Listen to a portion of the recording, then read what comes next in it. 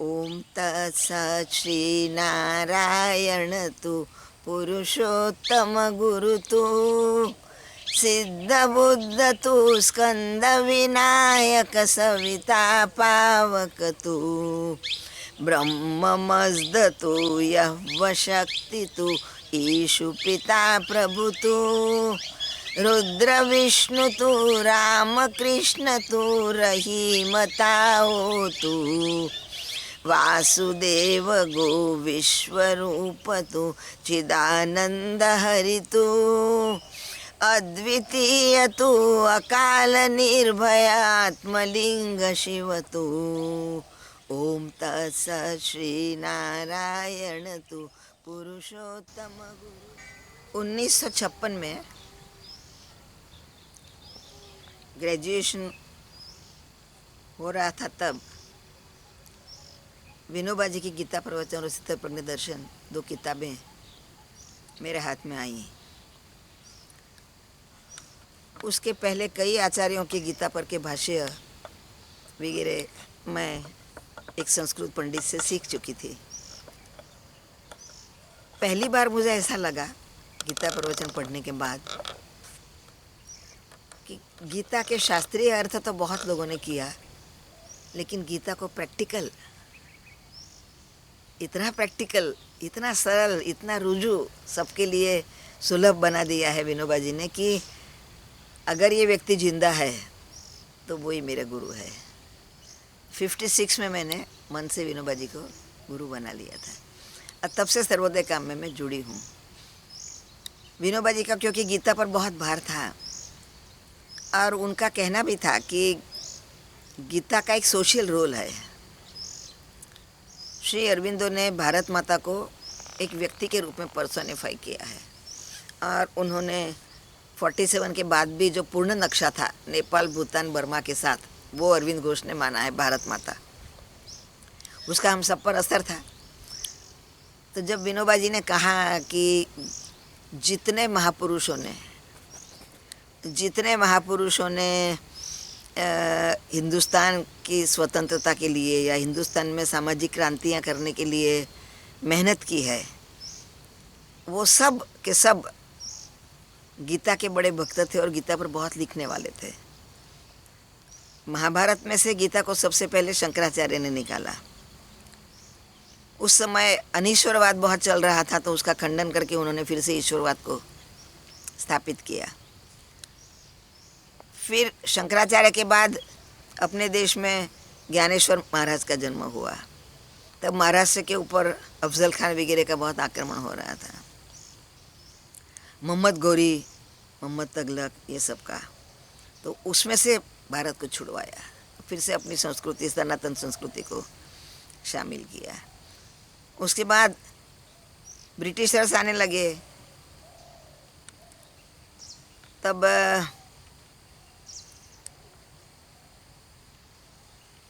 रामदास, राजा राम मोहन राय, उन्होंने विधवा विवाह वगैरह स्त्रियों के लिए काम किया। जब जब कोर्ट में लड़ना पड़ा उनको पंडितों के साथ, तो उन्होंने गीता में ये है देखो स्त्रियों के बारे में, गीता में ये है देखो स्त्रियों के बारे में। हिंदुस्तान के सनातन कानूनों को उन्होंने, जो उसमें गलत चीज़ें आ गई थी, उसको गीता के द्वारा शुद्ध करवाया। उसके बाद बाल गंगाधर तिलक आए, रामकृष्ण परमहंस और विवेकानंद आए, गांधी और विनोबा आए, सब के सब गीता के मास्टर्स। यानी हिंदुस्तान की जो सनातन संस्कृति है, जो वेदांत है, उसका रक्षण युगों युगों से भगवत गीता ने किया है। ये गीता का सोशल रोल है। तो आज गीता का क्या सोशल रोल है, उस पर अभी हम लोगों ने विचार करना है। अब हमारे देश की खासियतें 5 है। हम मानते हैं कि जितना भी दुनिया आगे बढ़ी है, 40,000 साल से मानव अगर पृथ्वी के ऊपर कुछ कुछ प्रयोग कर रहा है, तो उसमें वो ज़्यादा से ज़्यादा हृदय की गहराइयों की तरफ जा रहा है।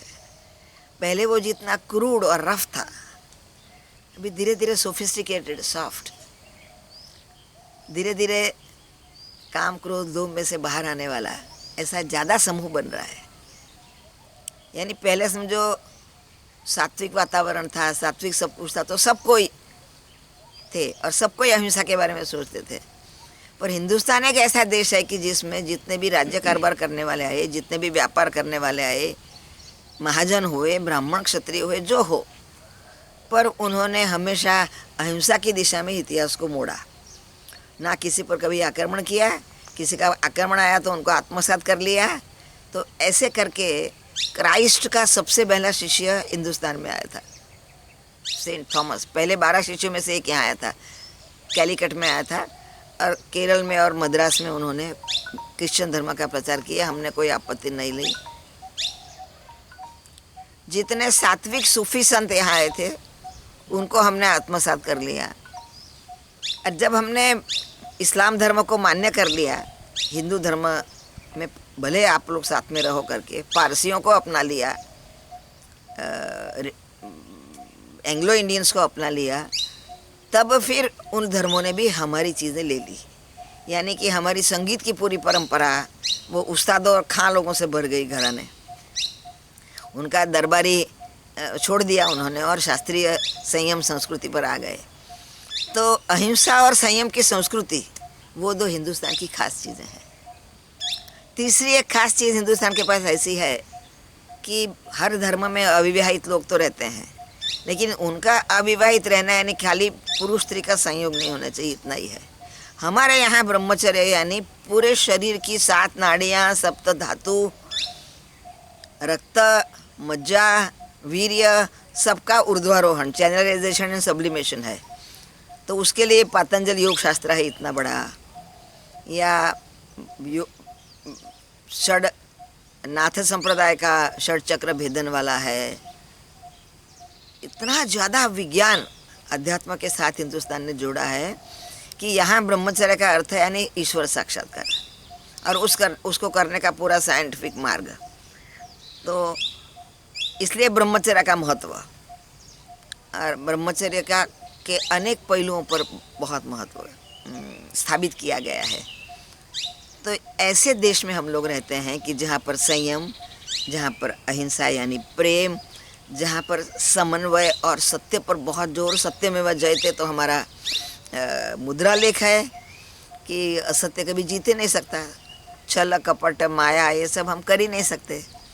और जो भी पड़ोसी आता है, उनको अतिथि आता है, उनको हम अपने से भी ज़्यादा प्यार करते हैं। जो हम फंस गए हैं, अलग अलग संस्कृतियों से मार खाए, वो इसलिए नहीं कि हम में कम अक्ल थी या कम विज्ञान था या कम अध्यात्म था, पर इसलिए कि हमने इतने सरल समाज बनाए थे कि जहाँ पे सब एक दूसरे को मदद करते थे। और उस सरल समाज में वो विदेशी लोगों ने आकर के कपटबाजी शुरू की और हमारा धन भी लूटा, हमारा सब कुछ लूटा, जंगल लूटे, पानी लूटा, स्त्रियों की लाद लूटी, और हमको एक ऐसी संस्कृति के बीच में लाके खड़ा कर दिया है अभी मैकोले की शिक्षण ने कि हम भूल गए कि हम हिंदुस्तानी हैं। तो इन 5 चीज़ों को लेकर के आज नए युवान उठने चाहिए कि जो दुनिया भर के आज 21 बड़े से बड़े प्रॉब्लम्स हैं। ग्लोबल वार्मिंग एक प्रॉब्लम है, ओजोन लेयर फट गया एक प्रॉब्लम है, टोटल डिस्ट्रक्शन एक प्रॉब्लम है कि पूरे दुनिया के देशों का नेशनल इनकम का 80% से अधिक भाग डिफेंस में जा रहा है, मिलिट्री में जा रहा है, लोगों को नष्ट करने में। पूरी पृथ्वी 6000 बार नष्ट हो जाए इतने खड़के गए हैं। और अमेरिका की पूरी इकोनॉमी दूसरे देशों को युद्ध के अस्त्र शस्त्र भेजने से ही खड़ी है। वो अगर अस्त्र शस्त्र भेजना बंद करे तो मर जाएगा देश। वो भी सब 500-700 वर्ष पुराने देश है। पर ग्रीस और एशिया के देश,